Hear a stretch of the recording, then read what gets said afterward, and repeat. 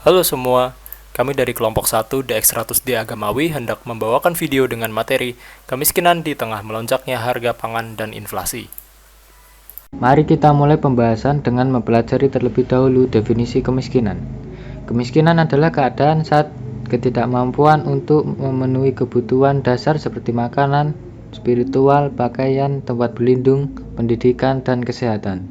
Faktor kemiskinan antara lain yang pertama, minimnya akses pendidikan, yang kedua, ultrakonservatisme, yang ketiga, apatisme terhadap hal-hal baru, yang keempat, faktor alam yang tidak terduga, yang kelima, pembangunan yang tidak merata, yang keenam, akses logistik yang sulit, yang ketujuh, daerah dengan potensi ekonomi rendah, dan yang terakhir, korupsi yang tinggi.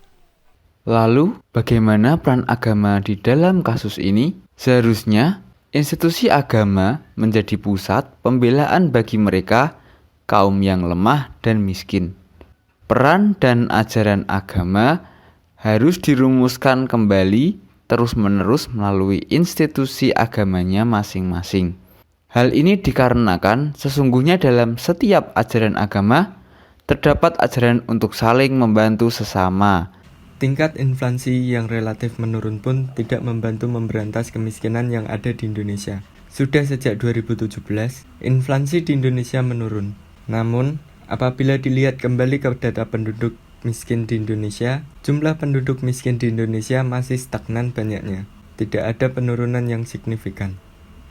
Indeks persepsi korupsi di Indonesia pun kian menurun, terutama memasuki tahun 2020, di mana skor kebersihan dari korupsi di Indonesia menurun dari 40 menjadi 37. Hal ini menunjukkan bahwa pemerintah kurang gesit dalam menangani ketidakadilan sosial. CPI Indonesia tahun 2020 berada di skor 37/100 dan berada di peringkat 102 dari 180 negara yang disurvei. Dan ironisnya, harga beras dari 6 tahun terakhir kian menaik. Pada tahun 2016, harga tertinggi sekilo beras kualitas rendah atau raskin mencapai Rp9.250. Nilai beras tersebut belum berubah banyak, dan dari data di sini bisa dilihat bahwa grafisnya relatif melonjak ke atas. Dari kami, kemiskinan dapat diberantas melalui solusi-solusi konkret, yaitu yang pertama, subsidi dari pemerintah dengan menyalurkan bantuan berupa dana untuk rakyat. Yang kedua, keadilan dalam pemberian pajak. Penetapan pajak harus adil bagi semua orang sesuai dengan kewajiban yang harus mereka bayar.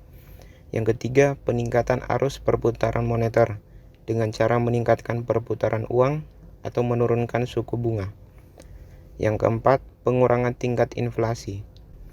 Yang kelima, pemberantasan korupsi yang sangat merugikan negara.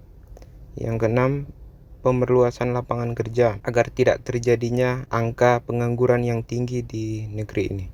Yang ketujuh, standarisasi harga bahan-bahan penunjang kehidupan pokok atau primer agar semua rakyat dapat menikmati harga bahan pokok atau primer itu dengan harga yang terjangkau dan merata.